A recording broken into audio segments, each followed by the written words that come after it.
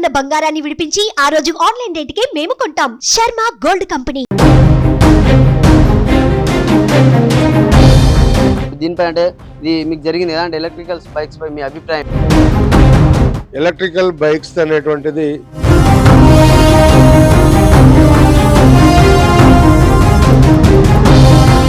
మనం భీమదేరిపల్లి మండలం ముల్కనూరులోనే అయితే ఉన్నాం. ఇక్కడ ఒక ప్రైవేట్ ఉపాధ్యాయునికి సంబంధించినటువంటి ఎలక్ట్రికల్ వెహికల్ మాత్రం ఇక్కడ రాత్రికి రాత్రే ఛార్జింగ్ పెట్టిన తరంలో పేలిపోవడం అయితే జరిగింది. అయితే మనతో పాటు వారు ఉన్నారు. వారిని అసలు ఎట్లా జరిగింది సంఘటన అనేది కూడా వాళ్ళని అడిగి తెలుసుకుందాం. అంటే ఎన్ని రోజుల నుంచి ఈ ఎలక్ట్రికల్ బైక్ ను వాడుతున్నారు, అసలు ఇది ఎప్పుడు తీసుకున్నారని కూడా వారి మాటల్లోనే తెలుసుకునే ప్రయత్నం అయితే చేద్దాం.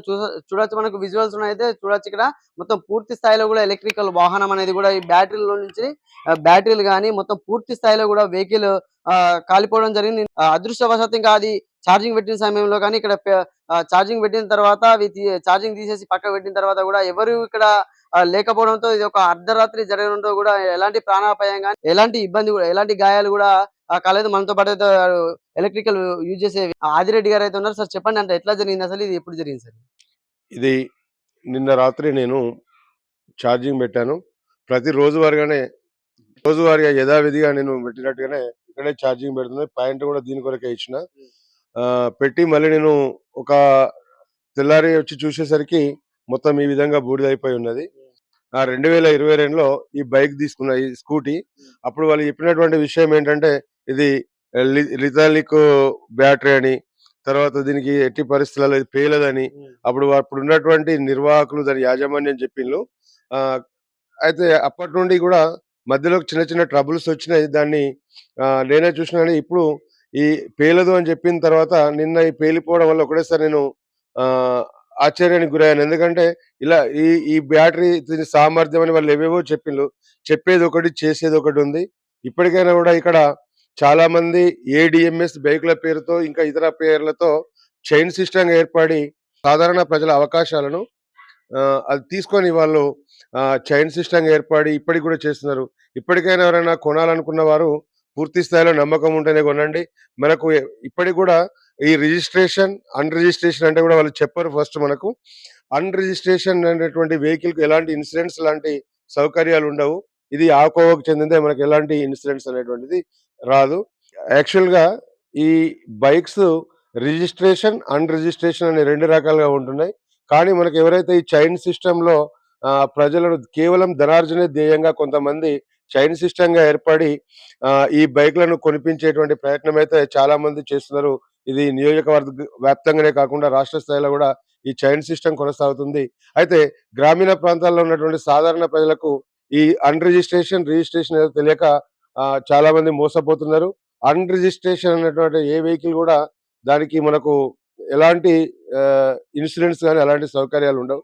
అదేవిధంగా బ్యాటరీలలో కూడా మనకు వివిధ రకాల పేర్లు చెప్తున్నారు. లిథాలిక్ అంటున్నారు, ఏదో ఐతాలిక్ అంటున్నారు, తర్వాత ఇది పేలదు అంటున్నారు. కానీ ఖచ్చితంగా ఏదో ఒక కంపెనీ పేలుతూనే మనం చూస్తున్నటువంటి సంఘటనలు చాలా ఉన్నాయి. అవి కరెక్ట్ గా మనకి ఇన్ఫర్మేషన్ అయితే వాళ్ళు ఇవ్వరు. చెప్పేది ఒకటి, చేసేది ఒకటి.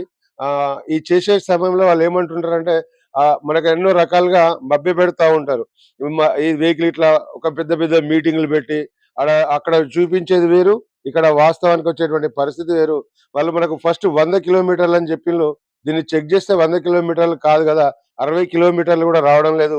ఇప్పటికైనా 100 కిలోమీటర్లు వస్తున్న దాన్ని ఒక టార్గెట్ పెట్టుకుని 1 కిలోమీటర్ నుంచి 100 కిలోమీటర్ల దాకా పోయి చూడండి, వస్తా లేదో మీకే తెలుస్తుంది. అంటే ఎట్లా అంటే బ్రో, మీరు అంటే ఎంత కాస్ట్ చేసి దీన్ని కొన్నారు? అంటే వాళ్ళు కంపెనీ వరకు అంటే ఇప్పుడు ఇది కాలిపోయింది, కాలి బూడిద అయిపోయింది అంటే ఏమంటున్నారు? కంపెనీ వాళ్ళకి ఏమైనా సమాచారం ఇచ్చారా? ఎంత కాస్ట్ చేసుకున్నారు? నేను దీన్ని 2022 డిసెంబర్ లో 1,15,000 క్యాష్ ఆన్ డెలివరీలో తీసుకున్నాను. వాళ్ళు ఇప్పుడు ఆ షాపు హుస్నాబాద్ లో ఉండే ఇంతకు ముందు అది తీసేసిండు ఆయన పొద్దున కలిస్తే ఏమంటాడంటే సమాధానం సరిగా చెప్పట్లేదు, నేను తీసేసిన లేకపోతే అదేదో షార్ట్ సర్క్యూట్ కావచ్చు అని ఏదో సమాధానం చెప్తున్నాడు. ఆయన తీసేసాడు కానీ దీనికి సంబంధించిన కంపెనీ అయితే ఉంటుంది కదా, అంటే దీనికి సంబంధించిన కంపెనీ వాళ్ళని సంప్రదించే ప్రయత్నం చేయలేదా? కంపెనీకి నేను ఈ ఫొటోస్ పంపిస్తానని అన్నాడు. అది ఇప్పటి వరకు అయితే కంపెనీ నుంచి ఎలాంటి ఎవరికి కూడా పేలిపోయినటువంటి సంఘటనలు జరిగినప్పుడు ఎలాంటి రిప్లేస్మెంట్ గానీ అలాంటిది ఏది కూడా రాలేదని అంటున్నారు. వాళ్ళు ఎలా స్పందిస్తారో కూడా తెలియదు. ఇప్పుడు మీరేమనుకుంటారు అన్నమాట ఇప్పుడు దీనిపై? అంటే ఇది మీకు జరిగింది కదా, అంటే ఎలక్ట్రికల్ బైక్స్ పై మీ అభిప్రాయం ఏంటి ఇది జరగడం వల్ల? ఎలక్ట్రికల్ బైక్స్ అనేటువంటిది చెప్పేది ఒకటి ఉంటుంది, చేసేది ఒకటి ఉంటుంది. కావున ప్రజలు వీటిని తీసుకునేటువంటి ముందు ఒకసారి వీటి గురించి పూర్తి స్థాయి విషయాలు తెలుసుకున్న తర్వాతనే కొనండి. కానీ నిర్వాహకులు లేదా చైన్ సిస్టంలో ఉన్నటువంటి వ్యక్తులు చెప్పేటువంటి మాటలను అసలే నమ్మకండి. వాళ్ళు మనలను నమ్మించడానికి ఎన్నో రకాలుగా చెప్తూ ఉంటారు. అన్ని మనకు రియల్‌గా ఉన్నట్టే చూపిస్తారు. కానీ అది వాస్తవ పరిస్థితిలో మనకు కనబడదు. ఉదాహరణకు ఒకటే, వాళ్ళు రేట్ ఇంత అని చెప్తున్న తర్వాత ఇది ఇన్ని కిలోమీటర్లు అంటే 100 కిలోమీటర్లు అని చెప్తారు. ఆ 100 కిలోమీటర్లు కరెక్ట్ పొయ్యొస్తుందా? ఆ బ్యాటరీ సామర్థ్యం ఎంత ఉందా? అనేది ఇలాంటివన్నీ తెలుసుకున్న తర్వాతనే చూడండి. నేనైతే ఇలాంటి వెహికల్స్ రేపు రాబోయే రోజులలో పర్యావరణ కాలుష్యం లేకుండా అని అనుకుంటున్నాం. కానీ అంతకంటే ముందు వీటి యొక్క నిర్వహణ, కంపెనీలు కూడా వీటి యొక్క సర్వీస్ అనేటువంటిది ఎక్కడ కూడా ఇవ్వడం లేదు. మనం సర్వీస్ సెంటర్‌లకి వెళ్ళినా కూడా పట్టించుకునేవాడే లేడక్కడ. ఇలా చాలా సందర్భాల్లో చాలా మంది కూడా ఎలక్ట్రిక్ వాహనాల ద్వారా ఇబ్బందులకు గురవుతున్నారు. సడెన్‌గా మధ్యలో ఆగడం, మళ్ళీ అక్కడి నుంచి నెట్టుకొని రావడం, ఇలా ఎన్నో సమస్యలు వివిధ కంపెనీలు. ఎలక్ట్రిక్ బైక్ అనేటువంటిది ఏ కంపెనీ అయినా కూడా అన్ని కంపెనీలు ఒకే రకమైనటువంటి పేలుళ్ళు కావచ్చు, లేకపోతే వాళ్ళు చెప్పేటువంటి బ్యాటరీ సామర్థ్యం కావచ్చు, పేర్లు వేరైనా మొత్తానికైతే జరిగే మోసం మాత్రం సాధారణ ప్రజలే మోసపోతున్నారు దీంట్లో. అంటే చైన్ సిస్టమ్ ద్వారా అంటే ఈ ఎలక్ట్రికల్ బైక్ లో అంటే చాలా సాధారణంగా కూడా ఇది జరుగుతుంది. ఆయన ఇప్పుడు వినియోగదారుడు చెప్పినట్టు కూడా ఏంటంటే చైన్ సిస్టమ్ ద్వారా ఏర్పడి దీన్ని ఒక సాధారణ ప్రజలు, ఎందుకంటే గ్రామాల్లో ఉన్నటువంటి రైతులే కానీ సాధారణ ప్రజలకు ఒక ఆశ చూపి మభ్యపెట్టి కూడా ఈ చైన్ సిస్టమ్ ద్వారా ఎలక్ట్రికల్స్ బైక్స్ అనేటివి కూడా చాలా వరకు అయితే సేల్ చేస్తున్నారు. కానీ అంటే అలాంటి దాంట్లో సామర్థ్యం ఎంత, ఆ బ్యాటరీ సామర్థ్యం ఎంత, ఆ బ్యాటరీని ఇప్పుడు బండి నిర్వహణ ఎట్లా చేయాలా, బైక్ నిర్వహణ ఎట్లా చేయాలనేది కూడా చాలా మందికి తెలియదు. కానీ వీళ్ళు దీన్నే అదునుగా చేసుకొని కూడా ఎలక్ట్రికల్ బైక్స్ షోరూమ్ సంబంధించినటువంటి వాళ్ళు మాత్రం చాలా వరకు అమాయకులకు ఇలాంటి బండ్లను అప్పచెప్తున్నారు. అంటే ప్రమాదం జరిగినప్పుడు ఎలాంటి ఇబ్బంది ఉండదు. కానీ ఏదైనా ప్రమాదం జరిగితే మాత్రం ప్రాణాపాయ పరిస్థితి జరిగితే మాత్రం చాలా వరకు అయితే నష్టం వాటిల్లే పరిస్థితి అయితే ఉంది. కెమెరామెన్ జగదీష్‌తో సతీష్, సుమన్ టీవీ, సిద్దిపేట.